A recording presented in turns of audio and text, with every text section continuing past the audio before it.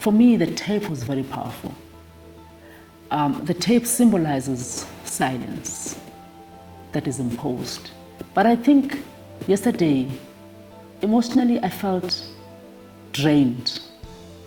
But I also felt, in an interesting way, that by putting the tape on my mouth, choosing that, I was subverting the silence.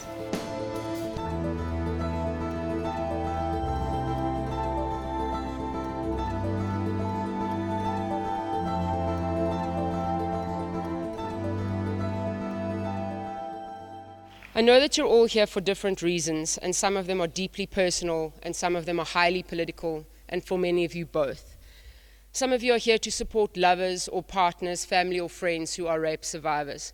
Some of you are here reclaiming your voice or speaking out about your own violation and your survival. Some of you are here to mourn, and some of you are here to celebrate. Whatever your reason, hold on to that throughout the day.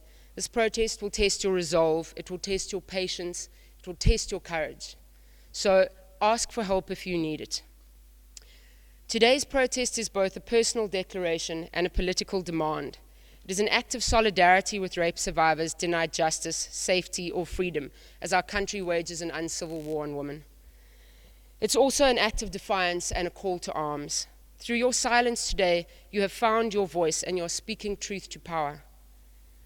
You're saying to a university that all too often fails to deliver justice or safety for women, we've had enough, do better. I was here 4 years ago at the first silent protest, and I'm not sure how many of you in the room today were at that particular moment in your calendar in this place. I haven't been back since, but walking in this morning, listening to some of the background music that was playing and just seeing people in this space at this ridiculous hour of the morning brought tears to my eyes immediately. And I tried to think, I'm a very passionate activist. I'm a survivor of violence myself. I'm a black lesbian woman. And I sat really quietly and I was kind of listening. I was sitting somewhere here and listening to some of the conversations that were going on, and I was trying to think about how change happens. Because walking in here, what I felt was change. What I felt connected to was a moment of change. And I was sitting there and thinking, how does this happen?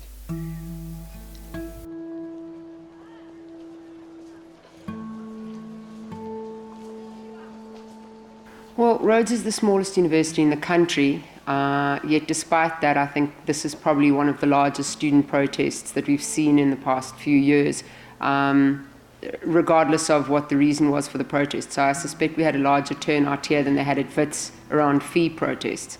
And we have 7,000 students and they have 35, I believe. So we had almost 20% of the student population participating in the protest. And it's not an easy protest to participate in. You have to really want it.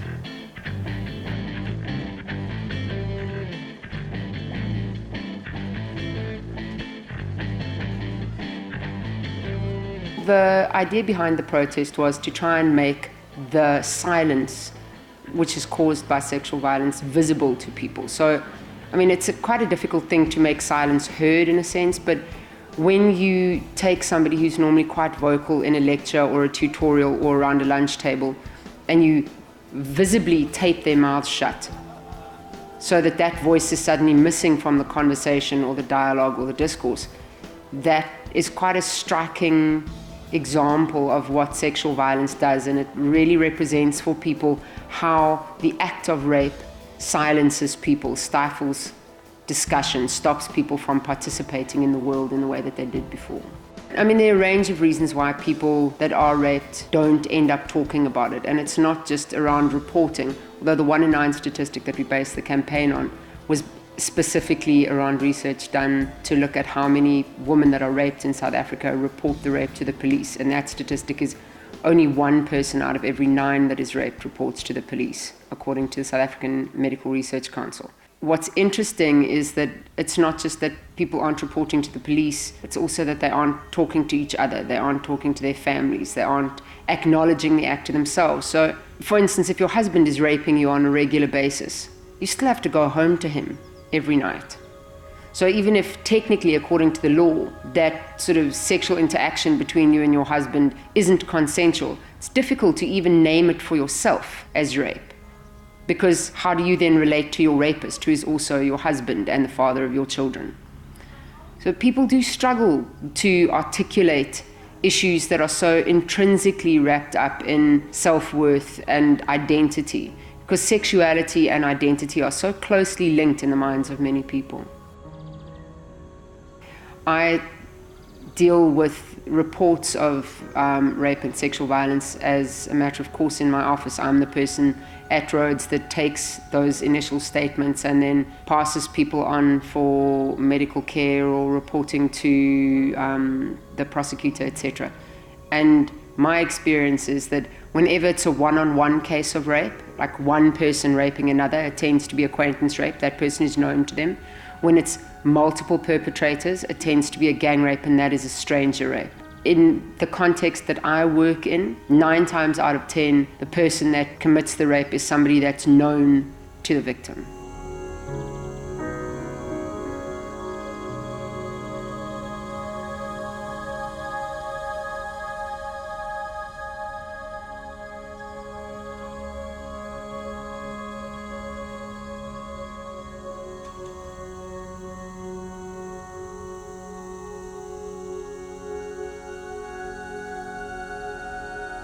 Many of them have described the whole protest as a form of catharsis on the one hand, and on the other very much taking back their own bodies, taking back control of their voice and the way that they choose to articulate their own experiences. So if I could maybe just talk briefly about the nature of the protest itself. Initially what happens is people volunteer, there's no coercion, nobody's forced to participate, and everybody decides on their own level of participation.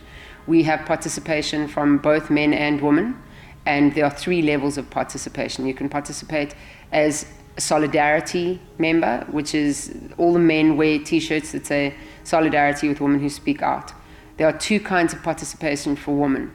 One is sexual violence equals silence, where women tape their mouths shut and they are silent protesters for 12 hours, which means they don't eat, they don't drink, they don't talk, but they have to participate in the world as if they were able to talk. So they can't just hide in their rooms.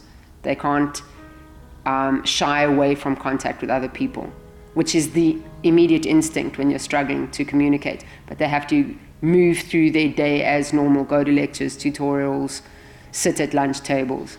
And then the 3rd kind of participation is women wearing t-shirts that say rape survivor, and those women have to actually be rape survivors who self-identify. So nobody can symbolically wear a rape survivor t-shirt in solidarity with women who are rape survivors if they aren't rape survivors themselves, and we made that choice quite consciously.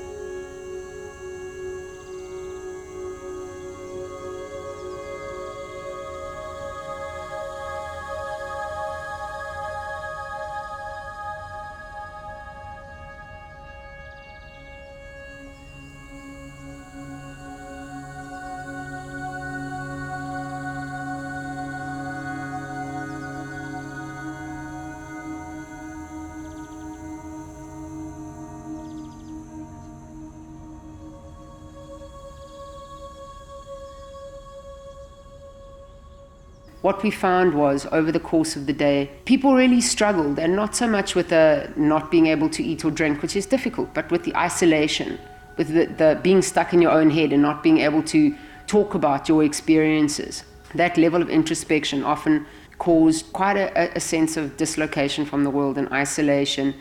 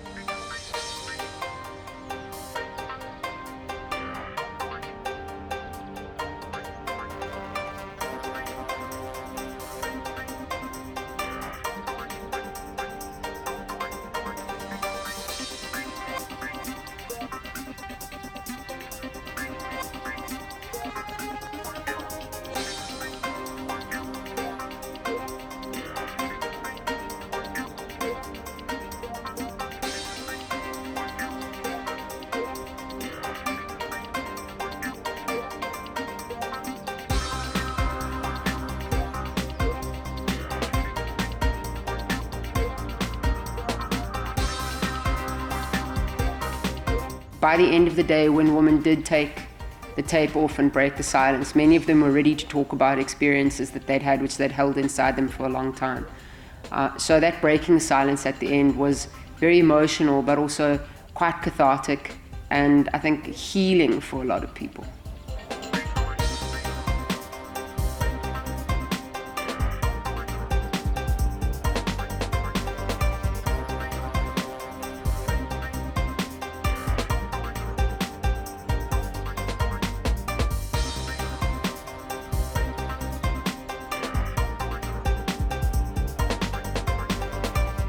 And another thing I want to say is I just really want to commend the rape survivors who've been able to walk around with that slogan on their chest, and we are here for you. And it also surprised me how many people who are wearing the shirt that I know, because now I know that if it happened to me, looking at all of you sitting here knowing that you support me is so touching. Today is the first time I can actually say that my friend was raped. And it's because of all you guys that are able to say it out loud. And I said earlier to my friend, I'm like, oh my God, she's so beautiful. Like, she so doesn't look like a rape victim, or she looks so normal. And I just realized, like, it just registered that it's not a specific type, it's not a specific make, it's not a specific model. It can happen to any of us. And you guys have just given me the courage to be the friend I should have been 4 years ago. Thank you. I think that in a real kind of sense, we haven't really managed to make sex crimes visible. I think there are aspects of sex crimes that are visible, especially the gruesome ones that are out in the public. But the incest in families, the justification on cultural grounds and all these things, I think they remain completely invisible. One of the things that was moving for me last night was listening to this young woman who was saying she comes from a long line of peacemakers.